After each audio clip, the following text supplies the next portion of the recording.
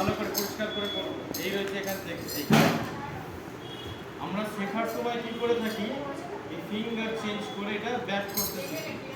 এই এই এই তারপরে আবার ফিঙ্গার চেঞ্জ করি, এরকম ভাবে টানি না, এই এই স্ট্রেট করলাম, এই রোটেশন করে নিয়ে আসি।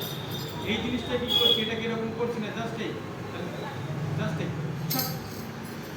আবার নিয়ে আসছি, এই জাস্ট নিয়ে আসছি, আর এই ব্যাক করলাম, ওটা ক্লিয়ার করলাম। তাহলে এখান থেকে রয়েছি, এই জিনিসটা পুরোটা করবো না, ব্যাক এটা জাস্ট এই নিয়ে আসছে এখান থেকে, এর এতটা নিয়ে এসে না নিয়ে এসে ওয়ান, এইবার এটা পুরো নিয়ে আসবে। যখন নিয়ে আসছি এই মুভমেন্ট করলাম হাতটা, যাতে আমি ঘোরাতে পারি। তাহলে এই সেম ওয়ান, এটাকে কখন এরকম টানবো, এরকম টানলে করে কি হবে, আমি যে পুরো রোটেশনটা আছে রোটেশনটা পাবো না। তাহলে আমার কি করতে, ওয়ান ফ্ল্যাট করবো, তো হাতটা কোথায় আসবে, আমি যদি ব্যাক করি এটাকে আবার, তাহলে হাতটা এখানে চলে গেল, হাতটা যাতে এখানে চলে আসবে, এই one two one two one, এই নয়।